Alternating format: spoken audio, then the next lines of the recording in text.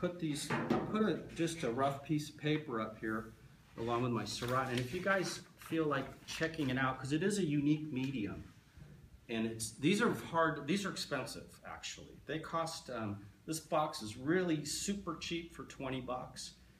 If you get a larger set, like 24, costs you about maybe $40, and the 48 color set costs about $80. So they are expensive, but they last quite well, and you can draw with them, you know, like this, like a pencil, or you can turn them over and like shade, like see how I shaded the sun out right there? Made it yellow. That's how I did that, just like that. And it just really come out well. And what I do is I'll make a line drawing underneath it and then color it. So that's kind of my method on that. So that's my presentation, and the names of this is called Butterfly and Princess. That's the name of this one. This one is called, Kandinsky's is called Soft Hard, but in German. And I didn't know what it meant until after I was done, and I turned her into her, basically, as you can see probably. And his painting is called Soft Hard. And then when I drew it, I ended up drawing the female figure, and then the other figure as a bull. And then I said, oh, that's what it means. It's a feminine figure and a masculine figure in Kandinsky's. And I didn't realize that till I was done with mine. I said, oh, that's why it's called Soft Heart, because it's like a feminine and a masculine figure. You learn so much by copying Kandinsky. This one's just called Beautiful Brook, and she's like so crazy. I mean, this is like totally her. And then this one is called Take Me to the Church. And that was a song that you probably have all heard. I just heard on the drive in here, and that's what one time she put a picture of herself on her Facebook and put a church in the background and said, somebody take me to the church, you know? And I was like, so, and I'm trying to help her, and my friends were going like, I think you're the husband. And I was like, I don't know about that. So she's in Chicago, so maybe an excuse to go visit there soon. So anyway, so that's my presentation. If anybody has any questions, I'll be glad to answer. No? I had one or two, but first, okay. Let's see if anybody here has any about it. So you gave us the titles on this. Yeah, two questions. What was you said this is your first one, this one, The Princess and the Butterfly, right? Yeah.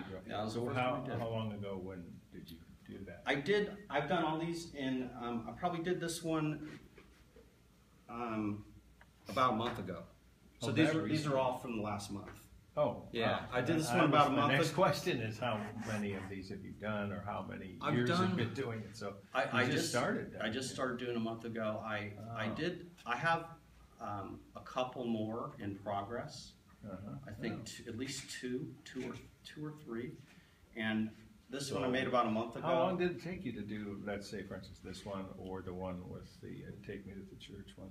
Well, the reason I love these things is I can do them fast. I can do them because my paintings take me months, literally. I mean, my paintings, they can take me 3 months to do. I mean, they take me 80 hours, 90. I did this one probably, you know, maybe it was my first one, so it was a little slower, maybe about 15 hours at most, max, probably less. Yeah, and then detail. This one, probably a little faster. I don't know, probably about the same. Maybe I think under 10 hours actually.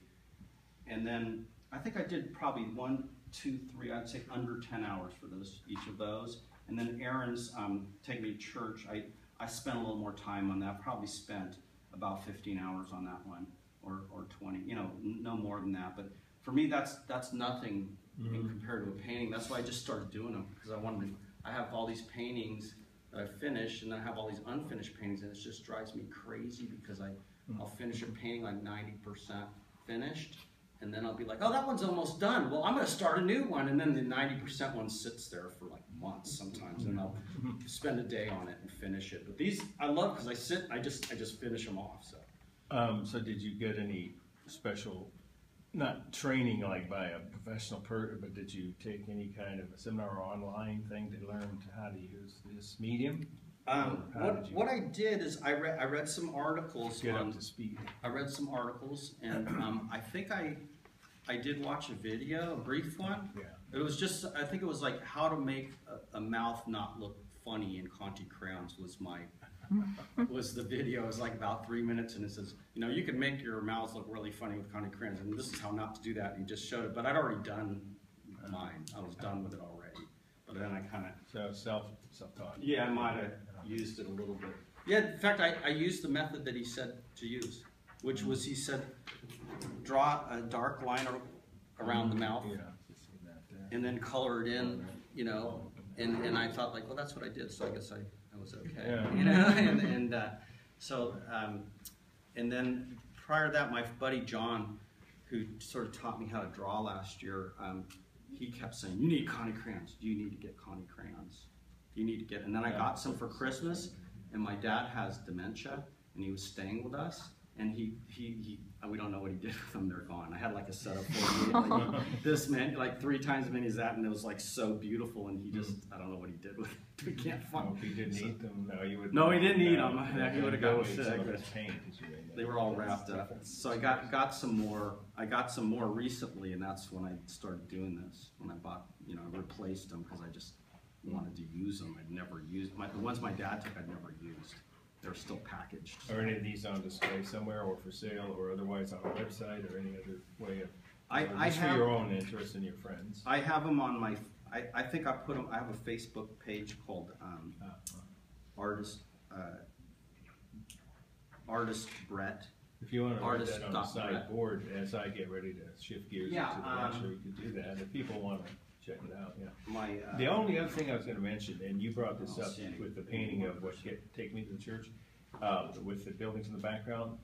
As some of you know, if you've seen any of Marc Chagall's paintings, he referred to his childhood in Russia, where he grew up, which is in Vitebsk, which I've actually been to by train, and when it was still the Soviet Union. And that is actually one of the few villages where Jews were allowed to live next door to Christians in the time of the Tsar, when he grew up.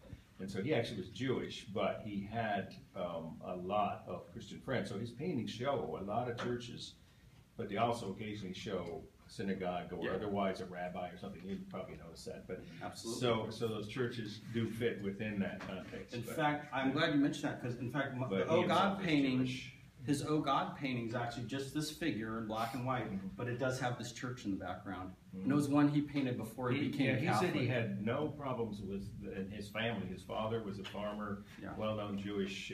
Well, he sold. Yeah, he was like a successful small farmer, his father, and he grew up in that environment. But in the village, I guess, next door to neighbors that were Christian, that wasn't very common, because you may know, so you don't have to have seen the Woody Allen movie, there were pogroms, you know, carried out against Jews quite regularly in Russia under the Tsar. So it was unusual that he was able to grow up in that kind of environment, and then he had friends from all over the different ethnic and religious populations in Europe. Once he moved to Paris, of course, and he painted the crucifixion. And he actually went back to Russia during the Revolution, and didn't like the controls that Lenin and later, of course, Stalin, much worse, Stalin, was trying to keep artists from doing, you know, certain types of subjects and force them to do what he wanted. So he left. Pretty much all of this would be banned in Russia and in Nazi Germany. Maybe not this one, but those two definitely. But they. Yeah, and Chagall, he painted Jesus on the cross. Yeah. And he always liked that. He was Jewish. And then he became a Catholic later. There's one question? Yeah, just what medium do you normally paint in? Normally acrylic paint. Yeah, so it's kind of, I sort of just took what I knew about acrylics and tried to apply it to this, and it worked so well, I just kept doing it. So of course, I'm going to use the board. Sure. So I don't know if you need help with. Okay.